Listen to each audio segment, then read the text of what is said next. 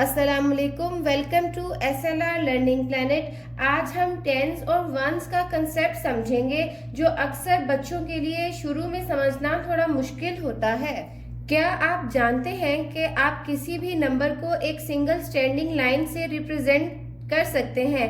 जानना चाहते हैं कैसे? चलें देखते हैं।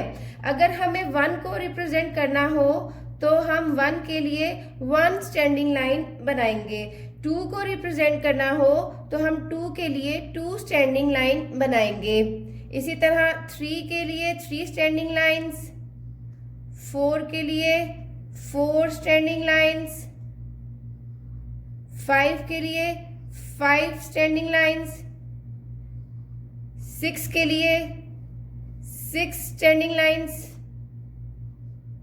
7 के लिए 7 स्टैंडिंग लाइंस, 1 2 3 4 5 6 7। 8 के लिए 8 स्टैंडिंग लाइंस, 1 2 3 4 5 6 7 8। 9 के लिए 9 स्टैंडिंग लाइंस बनाएंगे हम, 1 2 3 4 5 6 7 8 9। फिर आ जाता है हमारे पास 10। 10 के लिए हम 10 स्टैंडिंग लाइंस बनाएंगे, 1 2 3 4 5 6 7 8 9 10। 10 के लिए 10 स्टैंडिंग लाइंस बनाएंगे इस तरह से। लेकिन जब हम बड़े नंबर्स की तरफ जाते हैं तो ये प्रोसेस बहुत लंबा हो जाता है और बहुत टाइम टेकिंग भी हो जाता है। ये प्रोसेस लंबा ना हो इसलिए हम 10 को एक ब्लॉक की शक्ल में बना लेते हैं इस तरह से। इसको हम ब्लॉक ऑफ 10 कहते हैं या फिर हम इसको बंडल ऑफ 10 भी कह सकते हैं।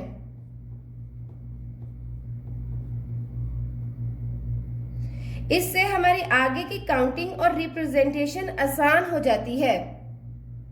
अब नेक्स्ट नंबर है हमारे पास 11। 11 को हम ऐसे भी लिख सकते हैं 10 प्लस 1। अब हम इस 10 को as a bundle of 10s draw करेंगे, 1 2 3 4 5 6 7 8 9 10। ये हमारा बंडल ऑफ 10 हो गया। अब हम इस 1 को बनाने के लिए हम यहाँ पे 1 स्टैंडिंग लाइन बना देंगे। इस तरह से हमारा 11 को हम रिप्रेजेंट कर देंगे। अब हम 12 को कैसे रिप्रेजेंट करेंगे? 12 को हम इस तरह भी लिख सकते हैं 10 प्लस 2।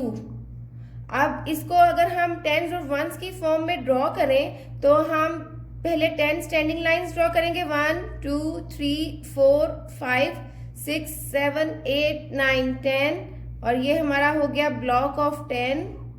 इसके बाद इस 2 के लिए हम 2 स्टैंडिंग लाइंस ड्रॉ कर देंगे। अब अगर हमने 13 को रिप्रेजेंट करना हो तो हम 13 को ऐसे भी लिख सकते हैं 10 प्लस 3। और इसके लिए हम ब्लॉक ऑफ 10 बनाएंगे, 1 2 3 4 5 6 7 8 9 10। और ये हमारा हो गया ब्लॉक ऑफ 10। और इस 3 के लिए हम यहाँ पे 3 स्टैंडिंग लाइंस बना देंगे। इस तरह आप 14 15 16 17 18 और 19 तक ड्रॉ कर सकते हैं। फिर आ जाता है हमारे पास 20। अब 20 को ड्रॉ करने के लिए हम इसको 20 को इस तरह से भी लिख सकते हैं 10 प्लस 10। अब इस 10 को हम इन the form of bundles draw करेंगे, 1 2 3 4 5 6 7 8 9 10। ये हो गया हमारे पास 1 ब्लॉक ऑफ 10। और अनदर ब्लॉक ऑफ 10 हम इसी तरह बना लेंगे, 1 2 3 4 5 6 7 8 9 10। और ये हो गया हमारा 20। 22 is equal to 2 block of 10। इसी तरह अब 30 कैसे रिप्रेजेंट करेंगे? हम 30 को हम ऐसे भी लिख सकते हैं 10 प्लस 10 प्लस 10। और 30 के लिए हम ब्लॉक्स ड्रॉ कर लेंगे, 6 7 8 9 10। ये हो गया हमारे पास 1 ब्लॉक ऑफ 10, 1 2 3 4 5 6 7 8 9 10। ये हो गया हमारे पास 2 ब्लॉक ऑफ 10 और 1 2 3 4 5 6 7 8 9 10 और 30 को हम कह सकते हैं 30 is equal to 3 blocks of 10। इस तरीके से आप बच्चे को पेपर पर प्रैक्टिस करवा सकते हैं।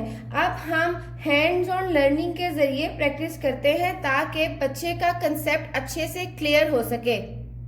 अब आप कोई भी नंबर लें इस तरह से और बच्चे के साथ इसको टेंस और वंस में रिप्रेजेंट करें हैंड्स ऑन लर्निंग के थ्रू। अब मैंने ये नंबर लिया है 24। इसके लिए हमें पहले इसको ब्लॉक ऑफ 10 बनाना है 20 को। तो उसके लिए हम पहले बंडल ऑफ 10 बनाएंगे। 1 2 3 4 5 6 7 8 9 और 10। ये मैंने रबर बैंड लिया है। अब इसको मैं जो है वो इन स्टिक्स को मैं बंडल ऑफ 10 बना दूंगी। ये हमारे पास हो गया 1 बंडल ऑफ 10। इसी तरह से ये मैंने बंडल बना के रखा हुआ है, ये 2 बंडल ऑफ 10।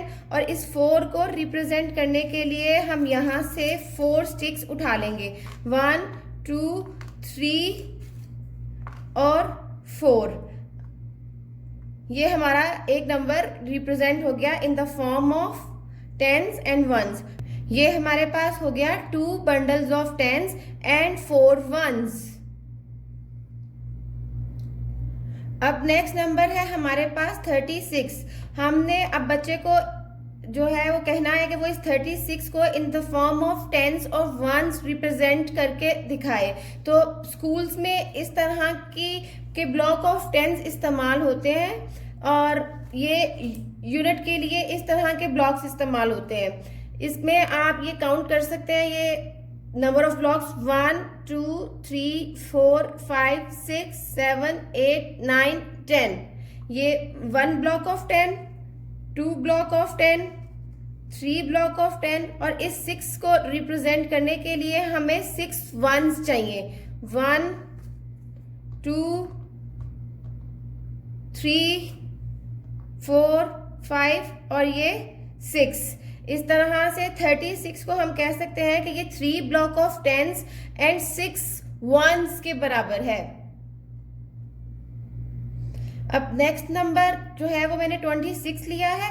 आपके पास अगर इस तरह की पॉप्सिकल स्टिक्स या फिर मैथ्स के टूल घर में अवेलेबल नहीं है तो आप इस तरह की स्ट्रिप्स जो हैं वो ये मैथ्स की कॉपी से भी कट कर सकते हैं। ये मैंने मैथ्स की एक कॉपी ली है बड़े खानों वाली और इसको मैंने स्ट्रिप्स की फॉर्म में कट कर लिया है। देखिए 1 2 3 4 5 6 7 8 9 10।